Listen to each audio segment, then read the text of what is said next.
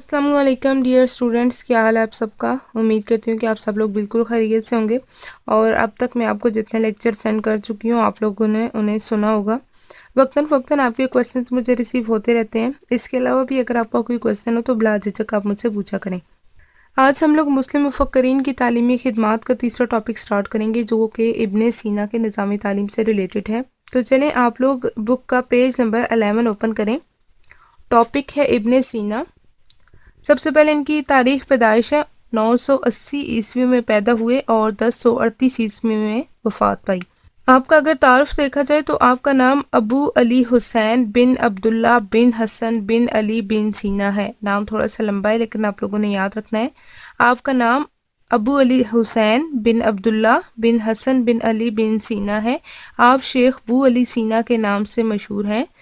Europe में आपको एविसीना के नाम से जाना जाता है। आप 6 बरस की उम्र में अपने वालिद के हमरा बुखारा पहुँचे।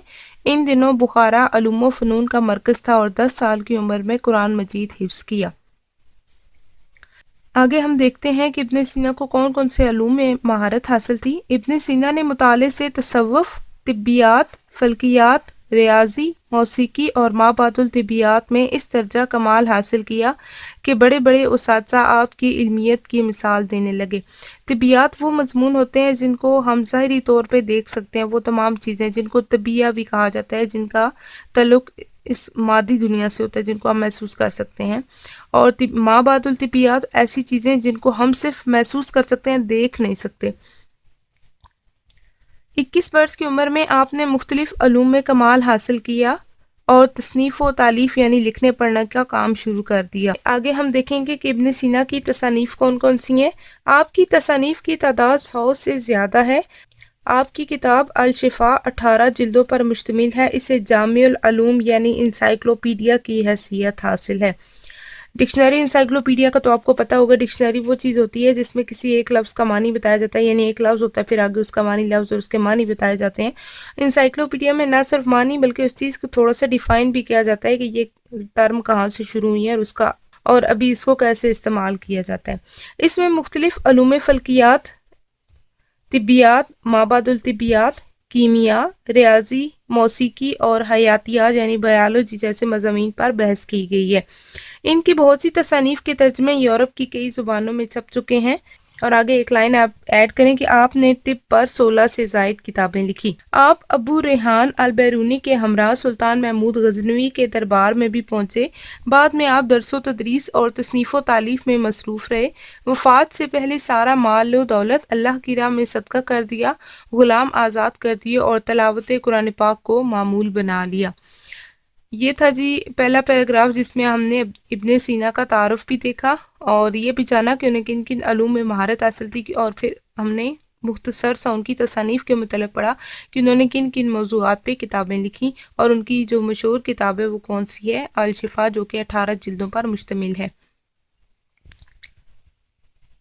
आगे हम इब्ने सीना के अगर तालीमी तस्वुरात देखें तो इब्ने सीना अक्ल और मंतकी इस्तदलाल, मंतक यानी जिसमें हम दलाइल दे सकते हैं, किसी बात की वजह बयान कर सकते हैं, अक्ल और मंतकी इस्तदलाल को इल्म के हसूल का सही ज़रिया करार देते हैं।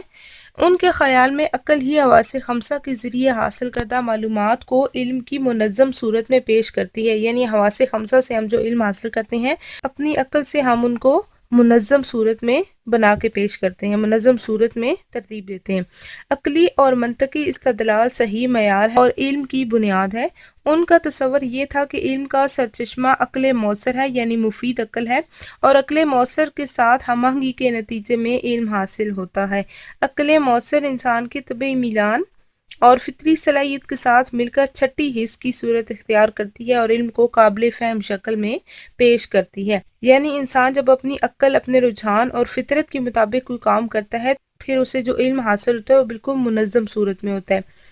आगे हम हेडिंग बनाएंगे इब्ने सीना का तस्वुर कदर। पहले आप लोग हेडिंग बनाएं इल्म के हसूल का ज़रिया। जो पहला पैराग्राफ मैंने आपको बताया कि इल्म के हसूल का ज़रिया क्या है, वो क्या कहते हैं कि अक्ल जो है वो इंसान के इल्म के हसूल का ज़रिया है।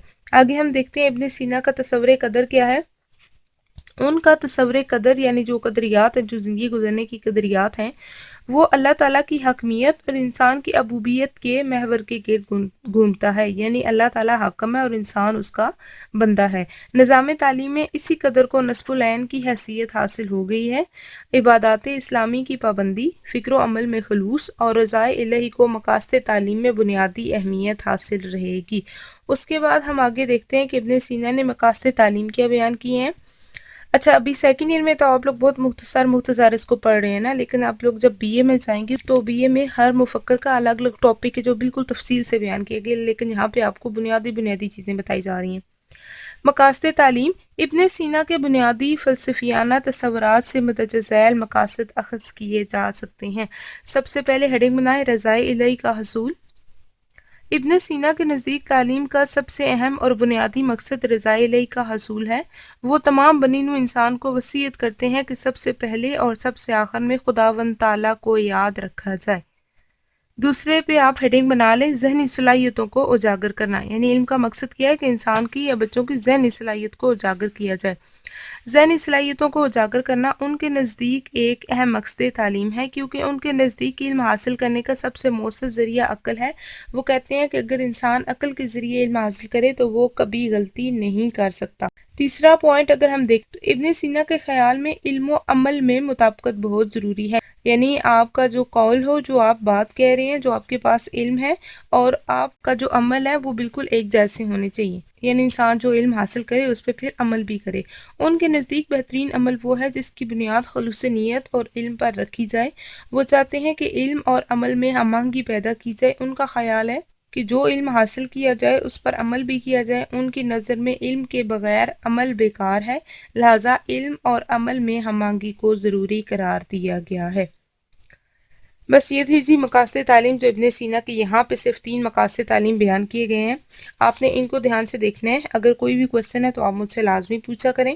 نیکسٹ کل ہم لوگ دیکھیں گے کہ ابن سینا نے نصاب تعلیم کیا بیان کیا اور حکمت تدریس یعنی طریقہ تدریس انہوں نے کیا بیان کیا، پھر استاد و شاگرد کے تعلقات، جیسے ہم سیکوینس میں پچھلے 2 مفکرین کا جو ترتیب ہم نے پڑھی تھی، ابن سینا کا جو نظام تعلیم ہے وہ بھی اسی ترتیب سے پڑھنا ہے۔ امید کرتی ہوں آج کا لیکچر آپ کو سمجھ آ چکا ہوگا۔ میں ویٹ کر رہی ہوں آپ لوگوں کے کویسچنس کا، کوئی بھی کویسچن ہو تو آپ لازمی کریں۔ ملتی ہوں آپ کو کل کے لیکچر میں، تب تک کے لیے اللہ حافظ۔